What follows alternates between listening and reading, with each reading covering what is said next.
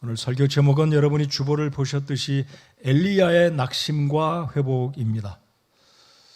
여러분, 엘리야가 얼마나 위대한 하나님의 사람이었습니까? 저희들이 지난주에 살펴보았듯이 엘리야가 기도 한 번 하면 3년 반 비가 내리지 아니하고 그가 다시 기도하면 하늘이 비를 내리는 이 엄청난 일을 이루었던, 그리고 이 엘리야는 굉장한 결단의 사람, 용기의 사람, 불의 사람. 그래서 다음번에도 기회가 되면 또 말씀을 제가 준비하고 묵상하기 원하는데요. 엘리야 그러면 별명이 붙어 있습니다. 불의 사람. 마지막 죽음도 보지 않고 불말과 불병거를 타고 하늘로 올라갔는데요.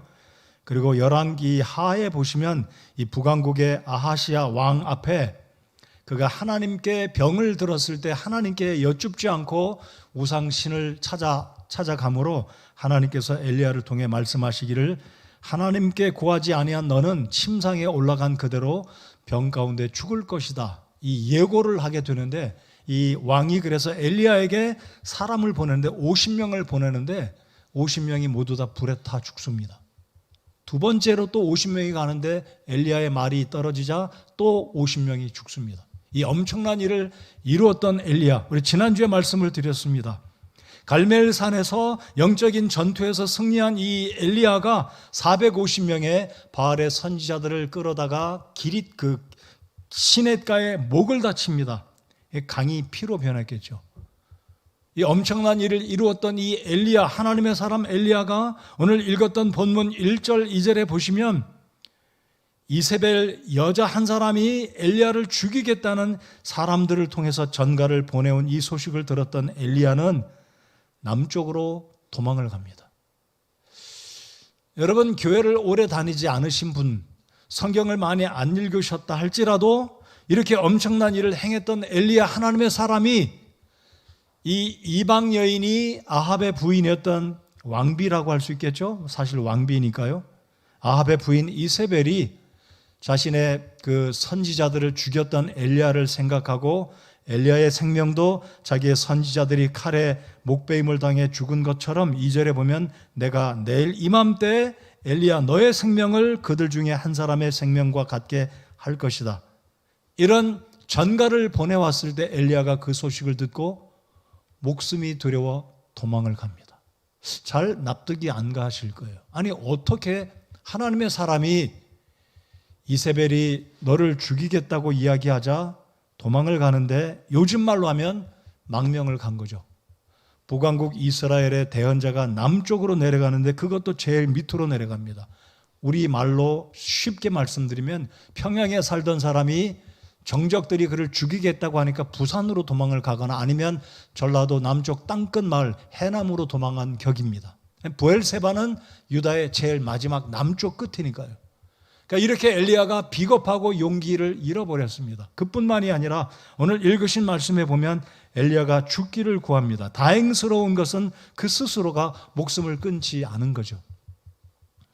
제가 오늘 설교 서론을 최근에 장모 씨 국회의원이 스캔들로 인해서 목숨을 끊은 사건을 예화로 이렇게 설교 서두에 이야기할까 하다가 이미 언급은 드렸지만 제 설교 서론은 그 얘기 없지만 그런 얘기를 할까 하다가 좋지 않은 이야기이기 때문에, 여러분, 엘리야는 그토록 낙심하고 거의 바닥으로 떨어진 상황에 이르렀다는 사실입니다. 여러분, 혹시 최근에 여러분 개인의 일들로 인해서 아니면 사회적이고 정치적인 우리나라의 일들로 인해서 낙심하고 좌절하고 살아갈 용기를 잃어버렸는지, 혹시 그런 분이 계신지 오늘 이 말씀을 통해서 엘리야를 생각하며, 엘리야가 저 정도라면 나는 말할 것도 없다. 저도 그렇습니다. 아니, 엘리야가 저 정도라면 일개 목사인 무명의 목사인 저도 이럴 수 있겠다라고 제 스스로 합리화시킬 수 있는 뭔가가 될 수 있지 않을까? 여러분은 어떠신가요? 그래서는 아니 됩니다. 그렇죠? 하나님이 우리와 함께 하시고 여전히 우리를 회복시켜 주시는 자비하신 하나님이 이 아침에 이곳에 우리와 함께 하시기 때문인 줄을 믿습니다. 믿으십니까? 네. 아멘 하신 분들은 5배 이상 복 받으시기 바랍니다. 아멘 안 하신 분도 복 받으셔야 되겠죠. 자, 그래서 오늘 서두의 이 말씀은 엘리야가 어떻게 저럴 수 있는가? 다시 반복해 말씀드립니다. 지난주에 말씀드렸듯이 야고보서 5장에 보면 야고보가 엘리야를 이렇게 표현하지 않았습니까? 엘리야도 우리와 똑같은 사람인데 엘리야가 기도하니까 비가 내리지 않았고 그가 다시 기도하니까 비가 내렸다. 그러므로 우리도 기도해야 된다라는 강조가 야고보가 한 말씀입니다. 그렇다면 엘리야가 이토록 목숨이 무서워서 도망을 갔다면 우리가 어떤 낙심이 되는 일을 만날 때, 좌절할 때, 삶의 희망을 잃어버릴 때 우리도 충분히 엘리야처럼 생각하고 엘리야처럼 행동할 수가 있을 것이다라는 겁니다. 그럼에도 불구하고 우리는 우리 자신을 합리화하고 내가 지금 처한 영적으로 다운되어서 땅바닥에 주저앉아 있은 이 상태를 합리화시키지는 말고 회복해야 되겠다라는 사실이 오늘 말씀을 통해 우리 모두에게 주님이 주시는 교훈의 말씀이고 우리가 경상하고 일어서야 되겠다, 회복해야 되겠다라는 것이 오늘 설교의 주제가 되겠습니다. 자, 이제 본론으로 들어가서 세 가지 대지를 통해서 도전의 말씀, 위로의 말씀이 되기를 바랍니다. 자, 첫 번째 대지는 무엇입니까? 하나님은 절망 중에 있는 엘리야를 먼저 찾아오셔서 힘을 주셨다라는 것을 기억하시기 바랍니다. 하나님이 먼저 찾아오셨다라는 겁니다. 자, 말씀드렸듯이 1절, 2절에 보면 상황이 어떻게 전개되어지는지 급격한 전환이 이루어집니다. 18장까지는 엘리야의 승리였는데 19장에 들어서서 여러분 상황을 보십시오. 이 아합이 얼마나 졸장부이고 얼마나 우유부단한 사람인지 부인에게 다 고합니다. 리포트한 거예요. 보고한 겁니다. 이 말을 들었던 아마 이 갈멜산에서 마차를 타고 병거를 타고 예스르엘 왕궁까지 가서 이 아합이 한 일은 뭡니까? 하나님이 하셨다. 하나님이 빚주셨다. 이게 아니라 고조할 매주할 부인에게 다 이야기한 거예요. 고했다 그러잖아요. 자, 이 이세벨이 그 소식을 듣습니다. 아마 그 전날 450명이 죽임당한 사실은 발 달린 말처럼 급히 이세벨의 귀에도 보고가 되었을 터이지만 왕인 남편에게 소식을 들었던 이세벨은 확인하고 확증하고 분노가 끌어올라 이 엘리야를 죽여야 되겠다 전가를 보내는 상황이 이 19장의 앞부분입니다. 자, 이 소식을 접한 엘리야가 어떻게 반응합니까? 오늘 말씀에도 분명히 그렇게 기록이 되어 있습니다.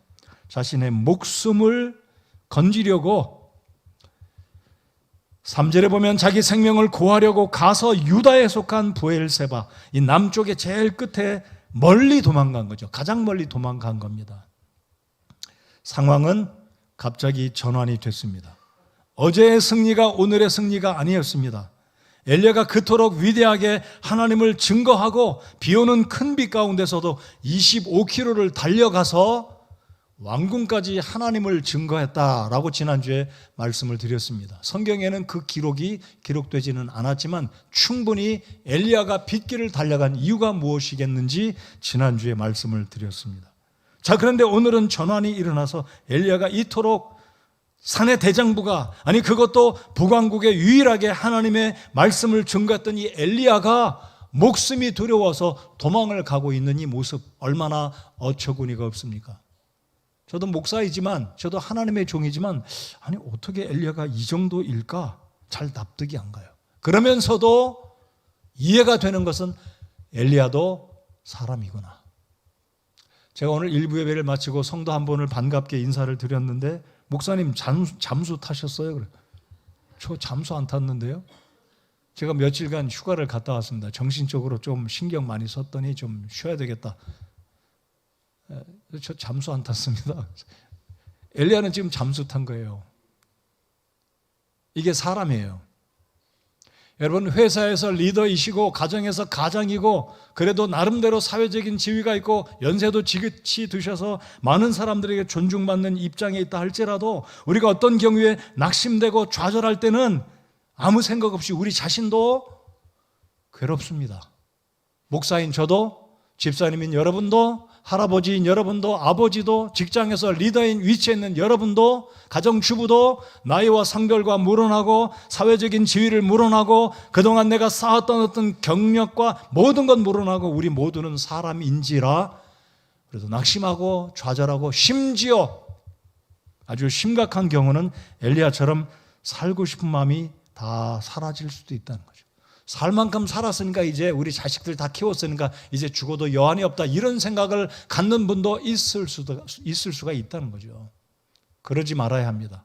그럴지라도 다시 힘내시는 저와 여러분 되시기 바랍니다. 힘내십시다. 네. 자, 우리 하나님은 찾아오셨습니다.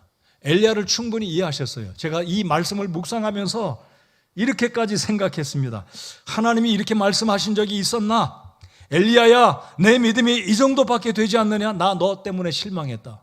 내가 너를 어떻게 키웠고 어떻게 성장시켰고 까마귀를 통해 먹였고 과부 집에 가서 경험케 했고 과부가 너에게 이르기를 당신의 입에 있는 말씀이 하나님의 말씀인 줄 내가 이제 알고 당신은 하나님의 사람인 줄 인정합니다. 이렇게까지 내가 그를 그런 상황으로 인도하지 않았냐? 근데 너 이 모양이 뭐냐? 여기까지 도망와? 네 나라에 있어야지. 왜 남한국까지 와서 그것도 제일 남쪽까지 도망가서 지금 나무 밑에 앉아서 죽기만 바라고 잠에 빠져 있느냐? 하나님 책망하지 않으셨어요. 한 번도 어디에도 나 실망했다, 너 이럴 수 있느냐? 하나님 책망하지 않으셨습니다. 하나님은 저와 여러분의 연약함을 다 알고 계십니다.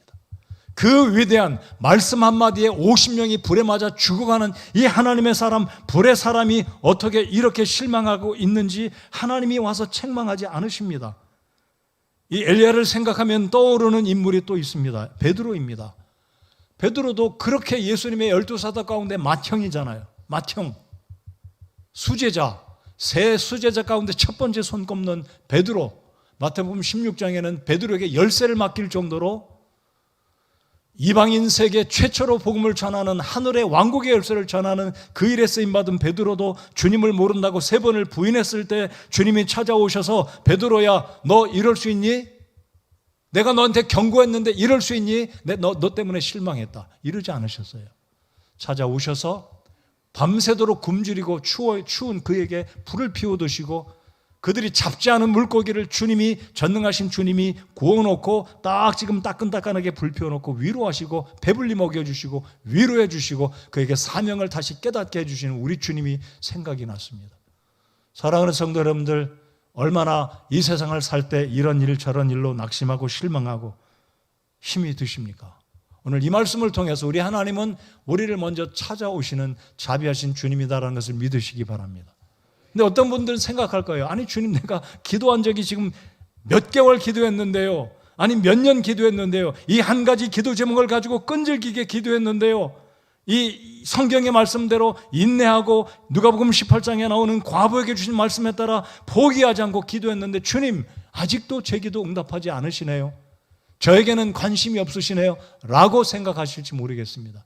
그러나 하나님의 시간은, 하나님의 때가 되면 분명히 주님은 찾아가시는 줄 믿으시기 바랍니다.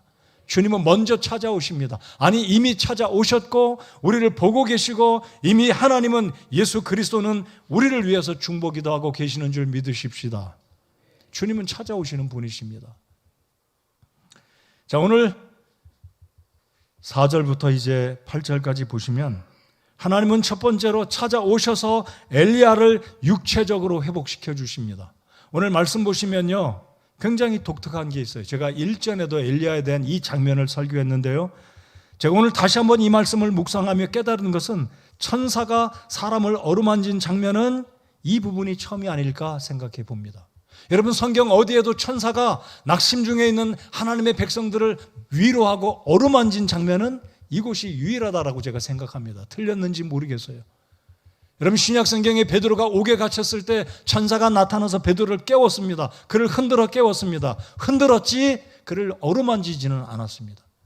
여러분, 엘리야와 베드로 누가 위대한지는 모르겠습니다.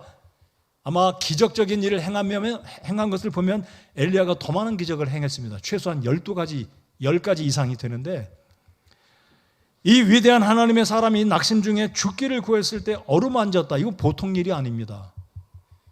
어루만짐은 godly touch다. 오늘 제가 1부 예배 마치고 여기 앉아서 2부 예배 준비하면서 문득 이게 떠들어요. 떠올라서 godly touch.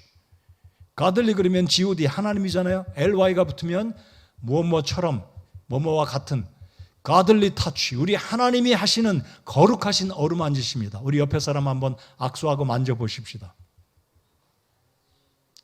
우리 하나님의 타치가 여러분의 삶 속에 위로와 회복의 타치가 있기를 바라는 마음으로 어루만져 주시기 바랍니다. 우리 하나님의 어루만짐이 있을 때 우리의 영이, 우리의 혼이, 우리의 몸이 회복되어지는 줄 믿습니다. 우리 하나님은 지치고 죽기를 바랬던 엘리야에게 주님께서 천사를 보내 그것도 2번씩이나 그를 어루만지며 godly touch를 기억하십시오. 오늘 제 설교 원고에 없지만 갑자기 생각이 떠오른 거예요. 우리의 삶에도 이러한 가들리 타치가 하나님의 성령으로부터, 하나님으로부터, 동료 성도들로부터, 아버지로부터, 아내로부터, 우리 자식들로부터 아버지 힘내십시오라고 이런 타치가 우리의 삶 속에 있기를 바랍니다. 오늘 이 아침에 주님 앞에 나오신 여러분들의 마음속에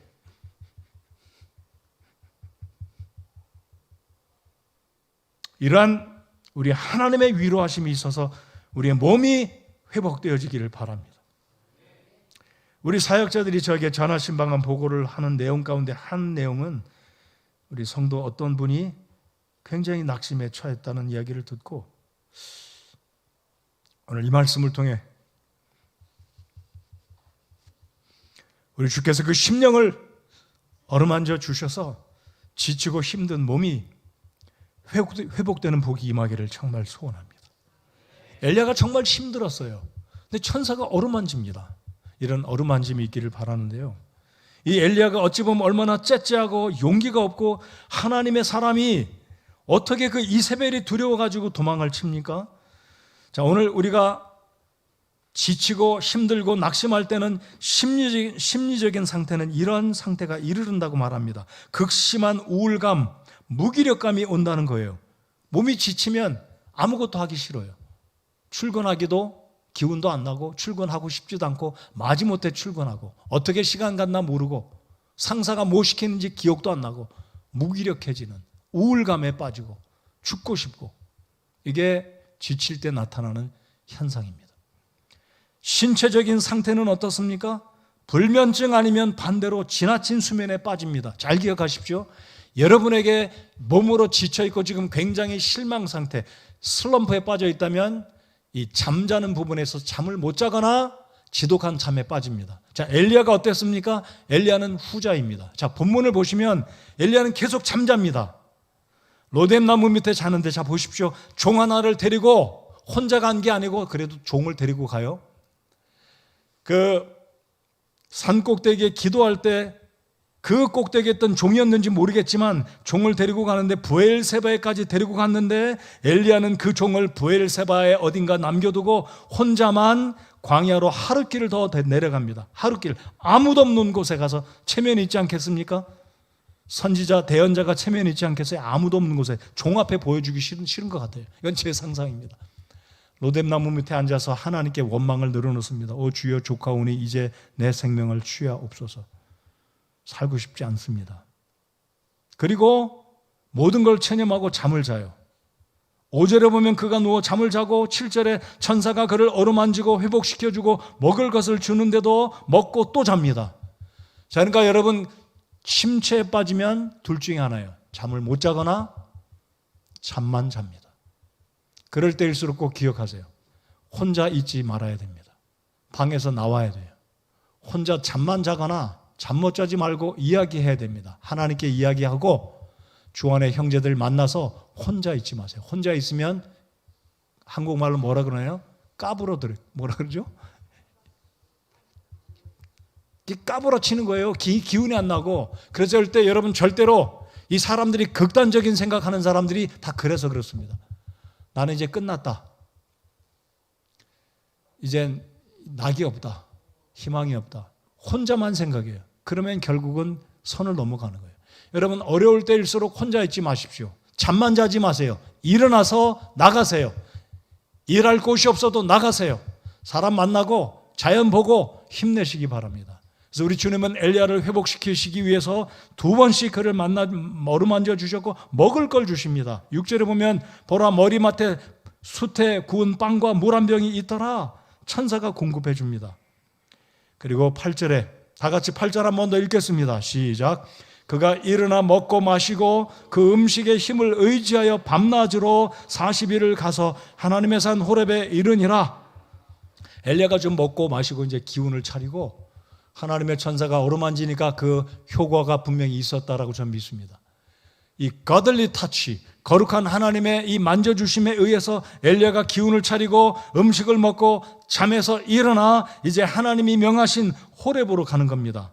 아마 어찌 보면 성경은 기록하지 않았지만 추측컨대 엘리야는 호렙에 가고 싶은 마음이 있지 않았을까. 왜냐하면 브엘세바에서 호렙까지는 직선거리로 최단거리의 위치가 이 브엘세바였고, 지금 천사가 이르기를 너 먹고 마시고 갈 길이 머니까 기운 내서 가라 이렇게 말씀하신 걸 보면 하나님의 사자 천사는 이미 엘리야를 호렙에 보내시기로 계획을 세우셨음을 알 수 있습니다.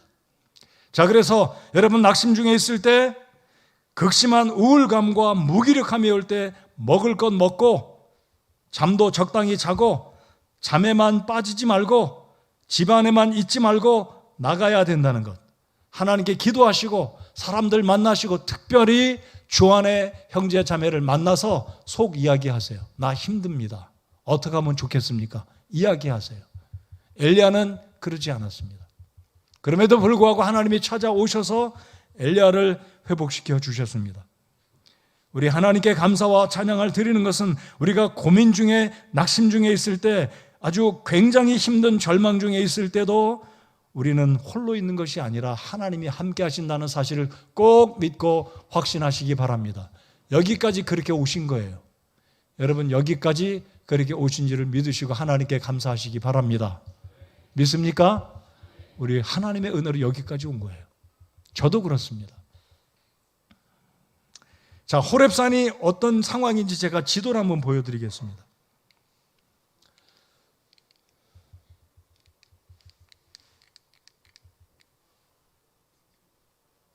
제대로 눌렀는데 이게 제 말을 잘 안 듣네요. 이게 가끔 그래요. 이거 쓰지 않겠습니다.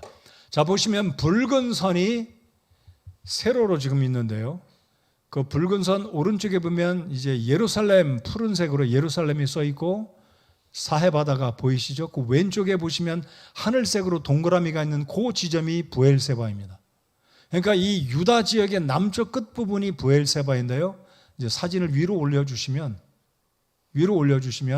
직선거리로 왼쪽에는 소위 말하는 모세산이라고 보이시죠? 하얗게 글자로 저기가 신의 산이다라고 하는데, 전통적인 견해는 저기가 신의 산인데 이제 최근에 오른쪽에 있는 사우디아라비아 그 뿔처럼 생긴 그쪽에서 내륙 쪽으로, 여기가 미디안 광야 아닙니까?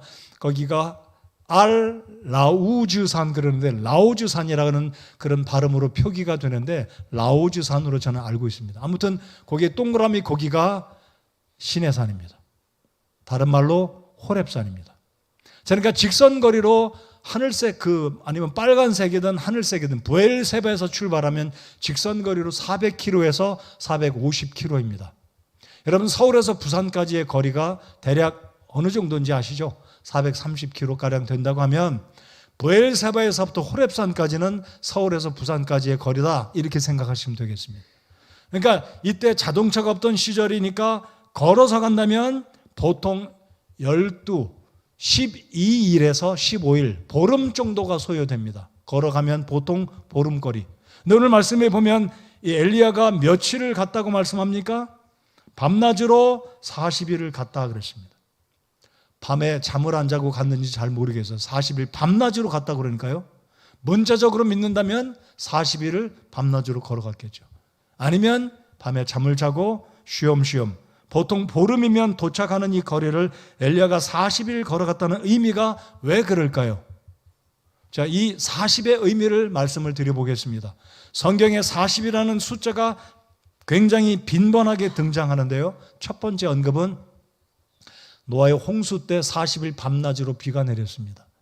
그러니까 40이라는 의미는 고난이다, 시련이다, 연단이다라는 의미가 40이라는 숫자 속에 들어있습니다. 또 40이라는 의미는 이 모세가 시내산 꼭대기에 올라가서 십계명 두 돌판을 받을 때 40일 음식을 먹지 않고 금식하며 하나님을 독대하고 받았던 돌판이 십계명 돌판인데, 그때도 40일간 모세가 산 꼭대기에 있었습니다. 또 다음 40은 엘리야가 이제 40일을 걸어갔다는 이 의미를 살펴보면서, 정탐꾼이 이스라엘 백성들이 12지파에서 대표로 뽑혀진 사람들이 가나안 땅에 들어가서 정탐한 기간도 며칠이었습니까? 40일이었습니다. 근데 불신하고, 하나님을 불신하고 우리 가나안 땅에 들어가면 아낙 족속 같은 저 거인들에게 메뚜기와 같아서 우리는 다 멸망한다, 들어갈 수 없다, 부정적으로 하나님을 신뢰하지 않았기 때문에 하나님은 40일을 이들에게 40년으로 심판하셔서 40년 동안 광야에서 뺑뺑 돌다가 다 구세대는 죽었습니다. 40년, 하나님의 심판의 의미, 연단의 의미, 그리고 40이라는 의미는 새로운 시작이다, 변화를 의미한다는 측면에서 40일의 의미가 들어있습니다. 우리 예수님께서 40일간 유대 광야에 가셔서 십자가의 고난을 위해, 구속 사역을 위해서 기도하셨습니다. 그리고 흥미로운 것은 부활하신 이후에 40일을 계셨습니다.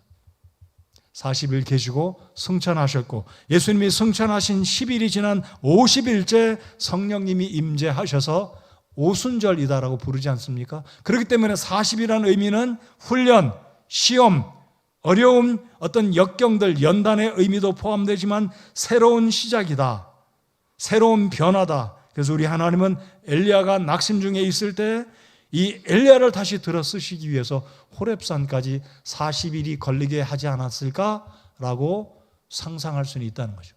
근데 거기에 너무 심각하게 중요한 의미를 부여하지는 않기를 바랍니다. 아무튼 보름이면 당도하는 이 거리를 40일 만에 가게 되었습니다. 제가 또 다른 사진 하나 보여드리겠습니다. 이게 지금 제대로 눌렀는데 막 가네요. 다시 두 번째 사진을 보여주시기 바랍니다. 자, 왼쪽에 여러분 지도에 보시면 높은 산봉우리가 시내산이고 그 밑에 있는 산이 호렙산입니다. 그러니까 전통적으로 시내산과 호렙산은 같은 장소다, 같은 산이다라고 알려져 있습니다. 자, 시내산이라는 의미는 가시떨기, 가시나무 이런 의미가 들어있고요. 호렙산은 광야, 척박하다, 황량하다라는 의미로 호렙이라고 부릅니다. 근데 구약의 이스라엘 백성들은 호렙산 그러면 이스라엘 사람들이 특별히 율법을 받았던 시내산으로 동격으로 이해를 합니다. 자, 보시면 한 능성이, 아마 호렙산 뒤편에 또 다른 능성이가 있는지 모르지만 사진상으로 볼 때는 한 줄기에 뾰죽뾰죽 두 정상이 있기는 하지만 같은 산이다. 자, 그런데 시내산의 또 다른 이름은 하나님의 산이라고 불려집니다. 시내산이라는 의미는 가시나무 이런 의미가 있지만, 떨기나무는 사실 가시가 많은 그 나무 의미합니다. 그래서 모세도 떨기나무에서 하나님의 임재를 발견하지 않았습니까? 자, 아무튼 하나님께서 이 엘리야를 호렙산에 보내신 이유가 무엇이겠습니까? 다양한 의미가 들어있을 겁니다. 이 율법을 받았던, 그래서 예수님께서 변화산에서 마태복음 17장에 보면 하나님의 본래 모습으로 변하실 때 모세와 엘리야가 등장하지 않았습니까? 그런 측면에서 우리 하나님은 엘리야를, 이 중요성이 있는 시내산에서 율법을 받은 이 산에 엘리야를 보내셔서 엘리야를 회복시키기 원하셨기 때문에 이 엘리야를 호렙산으로 인도하시지 않았나라고 우리가 생각해 볼 수 있다는 거죠. 자, 그렇다면 엘리야가 호렙산에 들어가는 장면이 이제 두 번째 하나님의 회복이, 하나님의 위로가 있는데요. 이 장면이 이제 9절부터 시작됩니다. 자, 1절로 8절까지는 어떻게 엘리야가 낙심했고 왜 유다 땅 브엘세바로 내려갔는지, 목숨을 위해서 피해 도망을 갔는데 하나님은 천사를 보내서 그의 육체적인 연약함을 회복시켜 주셨고 초자연적인 힘을 주셔서 40일간을 걸어가게 합니다. 엘리야가 도시락 싸가지 않았습니다. 도시락 주문한 건 더더욱도 아니죠. 누군가 음식 배달하지 않았습니다. 40일 밤낮 홀로 걸어갔습니다. 어떻게 가능할까요? 하나님이 도와주셨기 때문에 가능합니다. 2번 먹었습니다. 두 끼인지 두 번인지는 잘 모르겠어요. 아무튼 천사가 보내준 음식을 먹고 빵을 먹고 물을 마시고 기운을 차려서 그것에 의지해서 보십시오. 8절에 그 음식의 힘을 의지하여 밤낮으로 40일을 갔다. 이 말씀 믿으십니까? 맞아요. 하나님 특별히 힘을 주시면, 그래서 우리가 낙심하고 좌절하고 육체가 너무 연약하지만 하나님 힘 주시면 회복의 은혜가 있는 줄 믿으시고 아멘 하십시오. 저 그렇게 믿어요. 오늘도 제가 배준서 자매님이 찬양대에 올라가는 모습 보고 제 마음속에 감동이 됐습니다. 우리 배준서 자매는 지금 항암 치료 받으시는 중이에요. 격주마다 어떻게 해서든지 찬양대에 서겠다고 하시는 그 말씀에 제가 감동받았어요. 제 감정이 막 욱해지려고 하는데 지금 참고 있습니다. 우리 하나님 힘 주시면 가능한 줄 믿으시기 바랍니다. 성도 여러분들, 우리 하나님께서 우리 육체에 힘 주시기를 간구합시다. 엘리야가 그 힘을 의지해서 40일간을 걸어갑니다. 자, 중요한 장면을 제가 소개해드리고자 합니다. 9절을 함께 읽겠습니다. 9절 시작. 그가 거기로 가서 굴에 이르러 거기 거하였더라. 주의 말씀이 그에게 임하고 그분께서 그에게 이르시되 엘리야야 내가 여기서 무엇을 하느냐 하매. 자, 중요한 것은 굴이라는 장면을 잘 보시기 바랍니다. 한글의 이 번역이 정확하지가 않다라고 제가 말씀을 드리고자 이 말씀을 읽은 겁니다. 자, 보시면 그가 거기로 가서 굴에 이르러 거기 거하였더라. 왜 거기라고 계속 강조할까요? 이유는 이 산이 바로 모세가 머물렀던 그 장소다라고 보고 있기 때문입니다. 성경 주석가들이 이렇게 이야기하는데 제가 성경의 원어적인 측면으로 이 부분을 설명을 드리고자 합니다. 한글 성경에는 굴이다라고 했어요. 굴. 영어 성경에는 He came unto a cave 그랬습니다. cave, 굴이죠. He came unto. 엘리야가 그 굴에 도달했다. 근데 영어에는 a cave, 그 말은 그 굴이 the cave가 아닙니다. 근데 히브리어에는 하메아라. 하, 그거는 THE, 정관사입니다. 여러분, 정관사가 붙으면 굴이 아니라 그 굴이에요. 그 굴. 바로 그 굴입니다. 히브리어는 바로 그 굴에 엘리야가 도착했다, 도달했다라고 기록되어 있습니다. 하, 정관사, 바로 그 굴이다. 흠정역에 우리 그냥 굴이라고 그랬죠. 그러면 그 굴이라는 의미는 뭐 때문에 그럴까요? 왜 그 굴이라고 했을까요? 자, 방금 사진 다시 한번 봐야 되겠어요. 이거 자꾸 안 들어요. 사역자님 이거 나중에 점검 좀 해주세요. 배터리가 약한지 모르겠고요. 여러분 호렙산 보시면 약간 희끗희끗한 왼쪽, 여러분 오른쪽이면 약간 하얀색이 있는 우리 북한 뭐 인수봉처럼 하얀 바위가 보이고 오른쪽에 뾰족 났고 중간에 어둑한 부분이 보이죠? 거기가 굴입니다. 실제로 라우즈산에 가면 굴이 있어요. 바로 이 굴에 모세가 머물렀며 40일을 거하며 율법을 받았다라고 학자들이 이야기하고, 실제 이 라우즈산에 가본 사람들이 호렙산에 가면 저 꼭대기 부분에 굴이 있다고 하는데, 오늘 성경 9장의 9절에 그가 거기로 가서 굴에 이르러 거기 거하였더라. 강조하고 있는 거기 하메아라. 하메아른지 메아란지 제가 설교 원고를 봐야 되는데, 하가 붙으면 그 굴입니다. 바로 모세가 머물렀던 그곳에 엘리야가 머물렀는데요. 자, 우리 하나님의 위로하심은 두 번째 설교 대지의 괄호를 채우시기 바랍니다. 하나님의 위로와 회복은 하나님의 임재 안에서 있었습니다. 하나님의 위로와 회복은 하나님의 임재를 통해서 있었다는 것을 기억하시기 바랍니다. 사랑하는 성도 여러분들, 여러분 고난 중에 회복되시기 원하십니까? 하나님의 임재를 사모하셔야 된다는 겁니다. 자, 그러면 이 엘리야가 이 굴에 이르렀을 때 하나님의 음성이 있습니다. 10절. 그가 이르되 내가 주 만군의 하나님을 위하여 심히 질투하였나이다. 하나님이 묻습니다. 엘리야야, 너 여기 왜 왔냐? 너 여기서 뭐 하고 있냐? 하나님이 몰라서 물으시는 게 아니지 않습니까? 이미 천사를 통해서 갈 길이 머니까 호렙산까지 하나님 보내셨습니다. 하나님 모르실 리가 없으시잖아요. 그럼 하나님이 왜 왔냐? 너 여기서 뭐 하고 있냐? 이 말은 엘리야야, 너 이렇게 낙심해서 용기를 잃고 이래서는 되지 않겠느냐? 힘을 내라 라는 의도로 우리 하나님께서 엘리야를 지금 상기시켜 주시고자 내가 여기서 무엇하느냐라고 좀 물으시는 겁니다. 그러자 엘리야가 대답하기를 내가 주 만군의 하나님을 위하여 심히 질투하였나이다. 이게 무슨 뜻일까요? 엘리야가 무슨 질투를 했습니까? 이 질투라는 의미는 열심히 지극했다.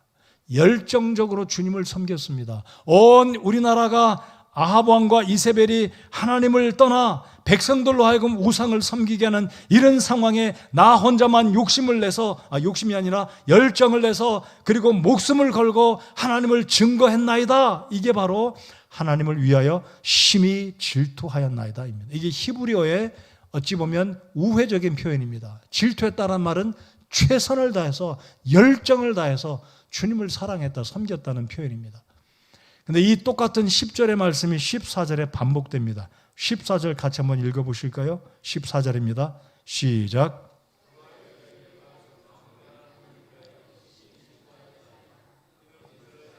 주의 언약을 버리고 주의 제단들을 헐며 칼로 주의 대언자들을 죽였기 때문이오며 나만 곧 나만 남았거늘 그들이 내 생명을 찾아 제거하려 하나이다 하니.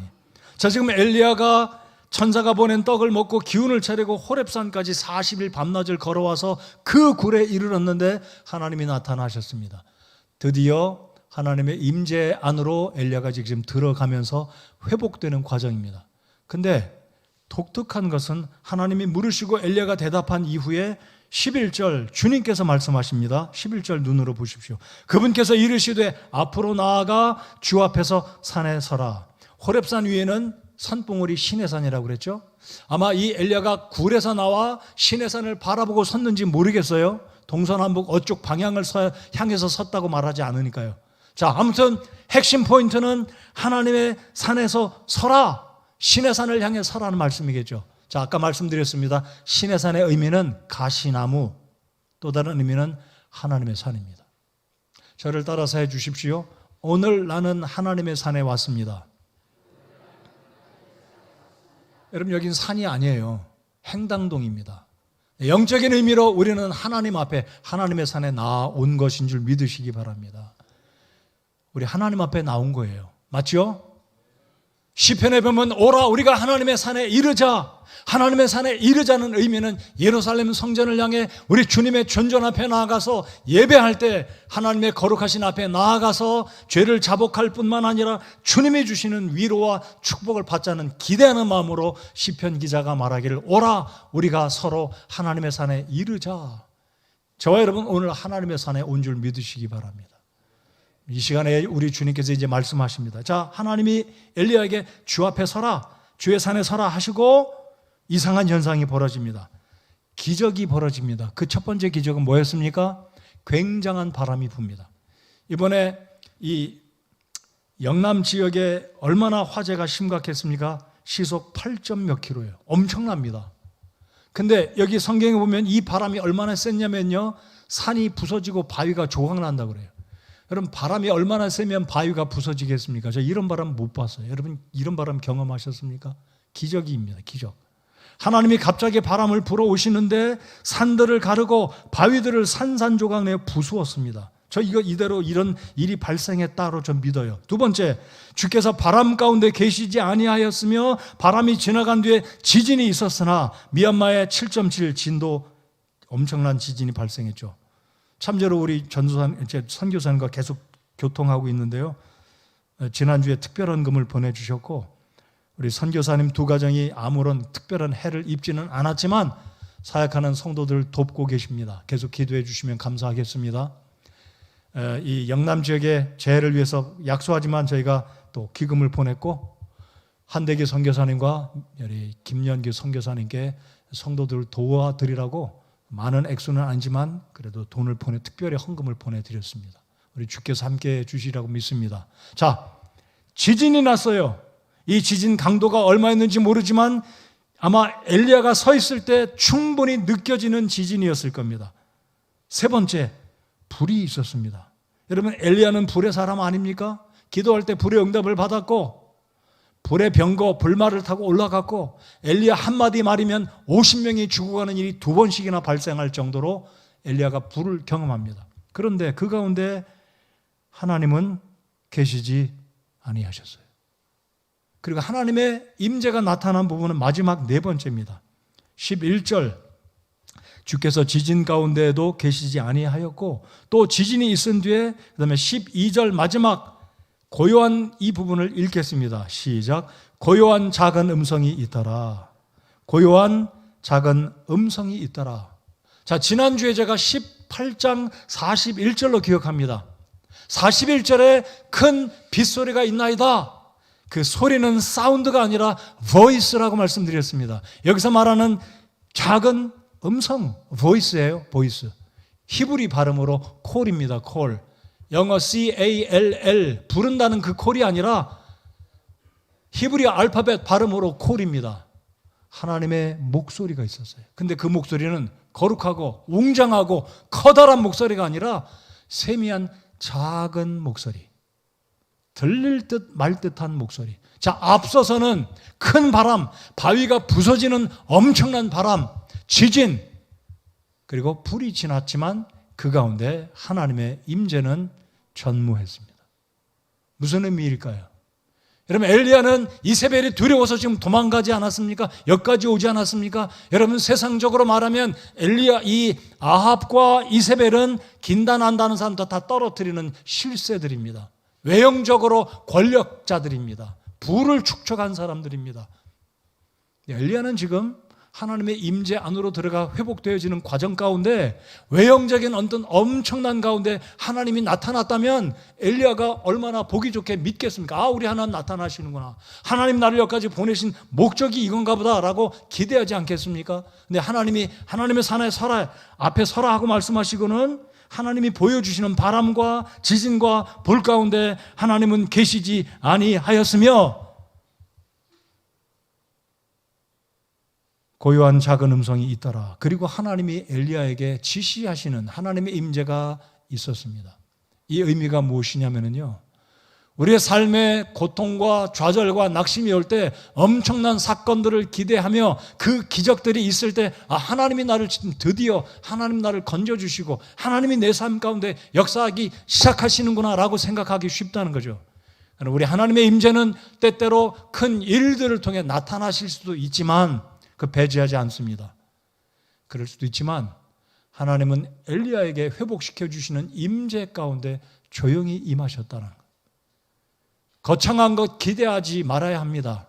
외형적인 어떤 거창한 것이 있어야 하나님의 축복이다라고 말하지 말아야 합니다. 물론 그것도 축복일 수 있습니다. 그러나 우리 하나님은 우리를 회복시켜 주실 때 외형적인 변화, 어떤 엄청난 일들이 아니지만 우리의 마음속에 기록되어진 하나님의 계시의 말씀인 성경을 통해서 성령 하나님을 통해 세미한 음성으로 우리에게 찾아와서 메시지를 주시는 하나님의 임재가 엘리야에게 나타난 것처럼 우리에게도 오늘 이 시대에 우리 하나님이 그렇게 우리에게 찾아오시고 그런 상황으로 우리들을 초대하시는 분이다라는 것을 믿고 위로를 삼으시라는 겁니다. 오늘 이곳에도 주님의 음성이 여러분에게 있기를 바랍니다. 연약한 저 하나님이 세우셔서 주일마다 말씀을 전하게 하시지만 엄청난 거 없을 수 있어요. 오늘 이 목사가 굉장한 설교한다 이러지 않을 수도 있어요. 실제로 제가 그런 사람도 못 됩니다. 그렇지만 하나님은 어떤 한 구절, 한 단어 하나로 인생이 바뀌어지게 할 수 있는 능력의 주님이다라는 걸 믿으시기 바랍니다. 안 믿으시면 여러분 손해입니다. 다시 말씀드립니다. 우리 하나님은 성경 한 구절을 가지고 어떤 사람의 일생을 바꿔 놓으실 수 있는 살아계신 하나님이신 줄 믿으시기 바랍니다. 맞습니까? 기대하세요. 거창한 것 기대하지 마십시오. 거창한 것 기대하면 우리 신앙이 병들 수 있고 잘못된 길로 치우칠 수 있습니다. 우리 하나님 그렇게 할 수 있어요. 이미 보여주셨잖아요. 비 내리고 비 안 내리고 불 내리고 하나님 다 일하셨어요. 근데 왜 하나님 그러면 기적으로 엘리야에게 봐라, 엘리야 너 낙심하지 마, 너 불의 사람이야, 내가 너 여전히 쓰겠어 이러지 않으셨어요. 조용한 음성으로 오셨습니다. 오늘 예배를 통해서 우리 하나님께서 여러분에게 그런 힘이 있는 메시지를 주시기 바랍니다. 여러분이 집에서 기도하실 때라도, 직장 일터에서라도 잠시 기도하실 때라도 그 말씀을 통해 우리 주님이 우리에게 주시는 마음속 깊은 곳에 메시지를 통해서 우리 주님은 저와 여러분을 회복시켜 주시는 전능하신 분이신 줄 믿고 신뢰하시기 바랍니다. 병중에 계신 분들, 사업의 어려움 가운데, 경제적인 것 때문에, 아니면 이 세상의 어떤 권력가들 앞에, 나보다 어떤 포스가 정말 강한 사람 앞에 서면 나는 작아 보이고 용기 안 나고 나도 내놓으라고 자랑할 만한 사람인데, 어떤 사람 앞에 서기만 하면 나는 그저 쪼그라들고 용기가 안 나는 그런 상황에 있을 수도 있습니다. 우리 하나님은 엘리야가 낙심해 도망갔지만 다시 회복시켜 주시는데, 하나님께서 그 굴에 보내셨고, 왜 그 굴입니까? 역사가 있는 굴이잖아요. 모세가 하나님께 말씀을 받았던 그 굴이잖아요. 그래서 하나님은 이런 부분을, 이 엘리야도 모세가 시내산에 40일 올라가서 율법을 받았다는 건 너무나 잘 알고 있지 않겠습니까? 우리 하나님은 임재를 통해 우리를 회복시켜 주시고 위로하시는 하나님이라는 것 믿고 감사하면서 말씀을 기대하시기 바랍니다. 말씀을 읽으시기 바랍니다. 말씀을 읽고 계신가요? 날마다 읽으시나요? 아직 구원받지 않으신 분, 말씀 한 구절에 제대로 여러분이 감동받으면 여러분의 인생이 바뀌어질 수 있다는 거 믿으시기 바랍니다. 아니, 한 구절이 아니라 한 단어, 십자가라는 세 글자 한 단어만 제대로 깨닫고 감동받으면 여러분의 인생이 바뀌어지는 줄 믿으시기 바랍니다. 그것이 바로 하나님의 임재를 통한 하나님의 역사하심이라고 믿습니다. 자, 이제 우리 하나님께서 이 엘리야를 어떻게 회복시켜 주십니까? 우리 하나님께서 이 엘리야를 회복시켜 주시는 세 번째 방법은 새로운 사명을 주십니다.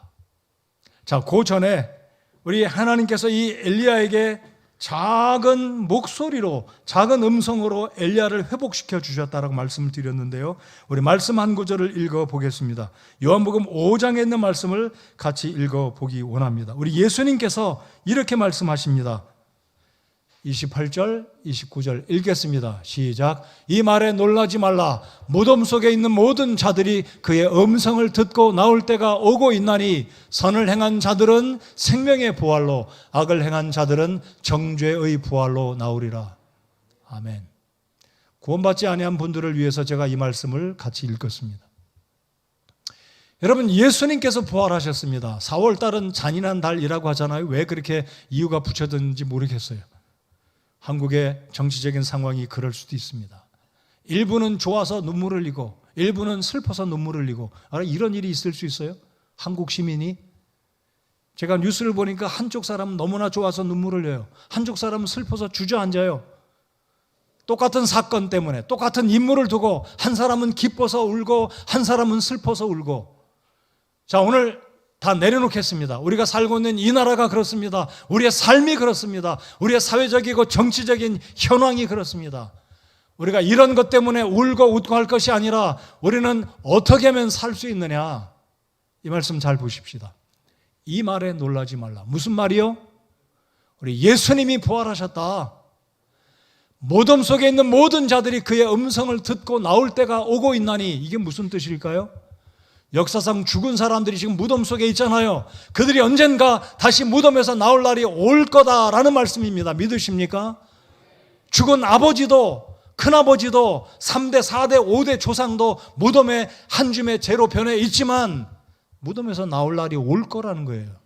근데 어떤 사람은 살아날 거라고 주님 말씀하시냐면, 그분의 음성을 듣고 나올 때가 오나니, 예수님께서 재림하시면 천사장의 나팔소리와 하나님의 나팔소리, 하나님의 음성이 분명히 있을 때 주 안에 잠자는 모든 자들도, 그리고 죽은 자들도, 시간은 다르지만 죽은 자들이 부활하게 될 텐데, 선을 행한 자들은 생명의 부활로, 악을 행한 자들은 정죄의 부활로 나오리라 그랬습니다.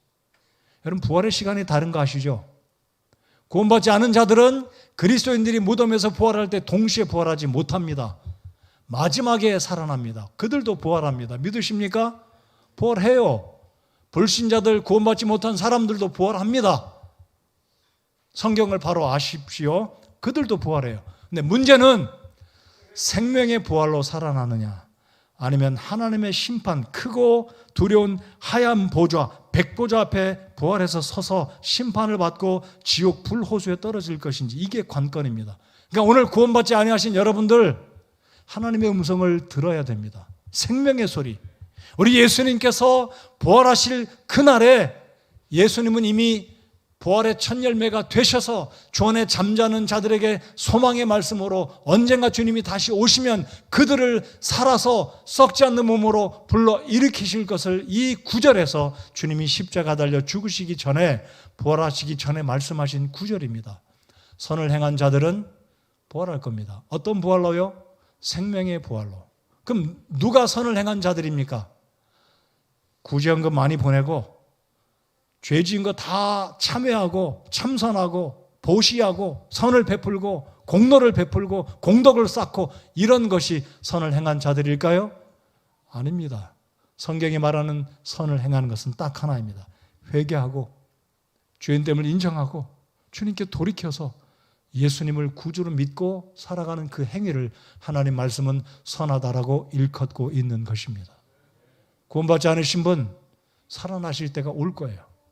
그날 예비하시기 바랍니다. 이 엘리야가 하나님의 임재를 듣고 작은 소리 가운데 그가 회복되었다는 사실을 오늘 말씀을 통해 여러분께서도 예배를 통해 지금 이 시간에도 하나님의 음성이 작은 메시지가 기록된 이 말씀이 증거될 때 성령께서 여러분 마음속에 위로의 말씀으로 회복의 말씀으로 하나님의 임재 가운데 젖어들어서 주님이 나를 버리지 않으신다.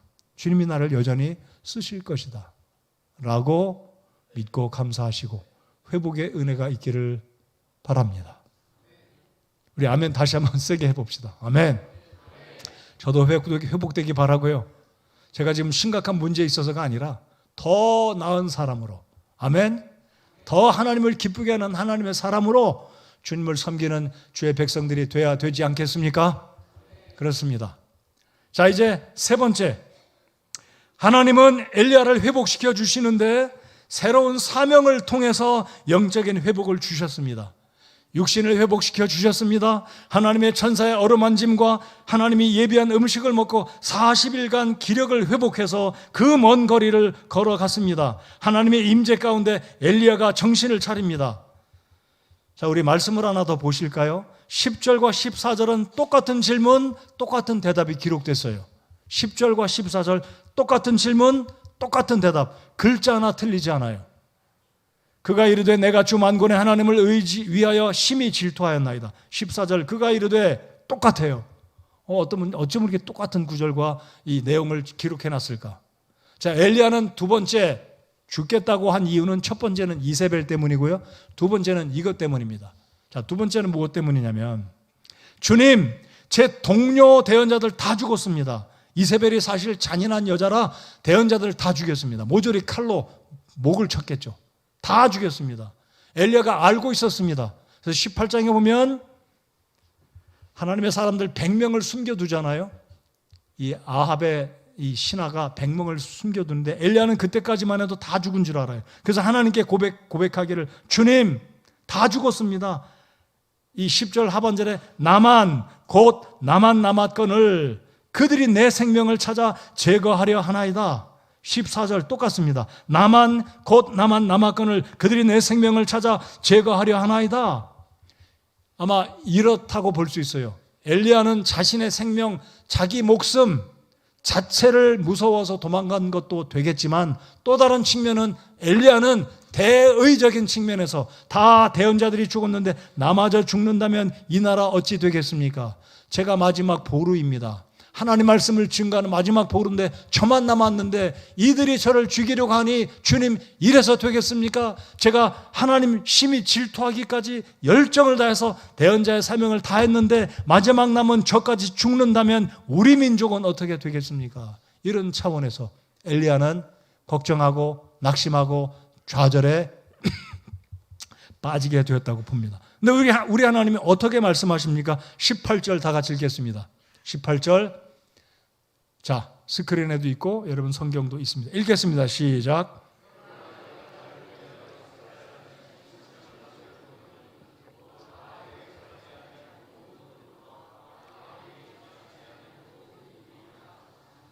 아멘. 여러분 하나님 말씀 들으니까 재미있으신가요? 별로 재미가 없으신가 모르겠어요. 재미있습니다. 하나님 말씀. 자, 오늘 설교가 좀 길어질지 모르겠지만 계속 하나님 말씀을 믿음으로 감사함으로 기쁨으로 받으시는 여러분들 되시기 바랍니다. 하나님 대답하세요. 그러나 내가 나를 위하여, 누구를 위해서요? 엘리야, 너를 위해서가 아니에요. 여러분, 우리가 착각하는 거는요, 우리 교회 내가 아니면, 이건 담임 목사 생각할 때, 내가 아니면 우리 교회 어떡하지? 이건 내 생각이에요. 교만입니다. 우리 하나님께서 내가 나를 위하여 이스라엘 안에 7,000명을 남겨두었다. 70명도 적지 않은데, 700명도 적지 않은데 7,000명을 남겨두었다 말씀합니다. 누구를 위해서요? 하나님의 이름을 위해서예요. 우리가 알아야 될 것은 하나님의 일은 나 아니면 못한다. 이충세 나 아니면 못한, 나 아무개 아니면 못한다. 이게 아니라 하나님은 하나님의 일을 당신이 알아서 하신다고 믿으시기 바랍니다. 이게 엘리야를 위한 위로였습니다. 엘리야야, 너 낙심하지 마라. 너 혼자만 남은 게 아니라 내가 7,000명 남겨두었어. 이 말을 들었던 엘리야가 그렇구나, 힘이 나지 않았겠습니까? 하나님의 임재 가운데 하나님의 메시지를 들었던 이 엘리야에게 주님이 말씀하시기를 7,000명 남았다는 거예요. 우리 한국에 그래도 성서 침례 교회들이 여전히 힘들고 어렵게 사역하지만 하나님이 기뻐하시는 교회들이 있다고 믿어요. 저는 우리 성서 침례 교회만 잘한다라고 말하지는 않습니다. 그러나 그래도 우리 성서 침례 교회들이 하나님을 기쁘시게 하려고 무진 애를 쓰는 교회들이다라고 믿습니다. 그렇죠? 엘리야에게 주님이 이런 위로의 말씀을 주셨습니다. 자, 그리고 세 가지 새로운 사명을 주님이 분부하십니다. 이 세 가지 사명은 새로운 사명이었습니다. 종전에 있던 일이 아니라 새로운 사명인데 좀 생소한 사명입니다. 그 구절이 이제 15절부터 17절까지입니다. 자, 세 가지 사명이란 시리아의 하사엘이란 사람에게 기름을 부어 그를 왕으로 삼으라. 두 번째, 예후를 이스라엘 북왕국 이스라엘에게 왕으로 삼아서 아합의 뒤를 이어서 아합을 처단하라. 처단하라는 말은 없어요. 그러나 예후를 이스라엘의 왕으로 삼아라. 지금 현직의 왕은 아합입니다. 근데 우리 하나님은 아합이 회개하지 않았을 때 이스라엘의 이 하나님의 사람 엘리야를 통해 살아계신 하나님이 누구인지 친히 목도하지 않았습니까? 병거 타고 예스라엘까지 가면서 하나님이 비를 주셨다는 것을 친히 경험하지 않았습니까? 여전히 아합은 부인 말만 듣고 있어요. 부인 말만 듣고 여전히 우상 숭배하고 회개하지 않는 이 아합을 하나님이 더 이상 두지 아니하시고 심판하기 위해서 예후에게 기름을 부어 아합을 주님이 제거하십니다. 여기에 북왕국이 아니라 이 시리아 하사엘이란 사람에게 기름을 부어 왕이 되게 하라는 의미는요, 이스라엘 전역을 하나님이 심판하기 위함입니다. 예후는 아합의 가문을 심판하기 위한 거고, 왜냐하면 이스라엘이 여전히 우상의 범죄에서 회개하지 않았기 때문에 하나님은 시리아의 하사엘이란 사람을 왕으로 세워서 전쟁을 통해 북왕국을 끝내버리시려고, 심판하시려고 하나님은 엘리야에게 새로운 사명을 주신 겁니다. 세 번째, 엘리야가 이제 머지않아 죽습니다. 죽는 게 아니라 대언자의 일을 끝마치고 그 다음 후계자, 제자를 세워야 되는데 그 인물이 엘리사였습니다. 세 가지 사명입니다. 이 사명을 받고 엘리야가 이 호렙산을 떠나 다시 북왕국으로 올라갔겠죠. 자, 이 세 가지 사명 가운데 엘리야가 하사엘과 예후에게 기름 부어 왕으로 세웠다라는 기록은 구약 성경에 찾아볼 수 없습니다. 엘리야가 그러면 불순종했을까요? 그러지 않습니다. 엘리야를 통해서 직접적으로 기름 부어 세우지 못했지만 하나님은 엘리사를 통해서 이 아사엘과 그리고 예후에게 하나님이 예언하시고 분부하시고 명령하신 이 새로운 사명을 성취시켜 주셨기 때문에 엘리사를 통해, 엘리야를 통해 하나님께서 이루셨다라고 우리가 볼 수가 있는 것입니다. 자, 오늘 말씀의 결론입니다. 엘리야, 그 위대한 하나님의 사람의 종이 도망갈 수 있다는 것 우리가 잘 납득이 안 됩니다. 그럼에도 불구하고 엘리야도 사람이다.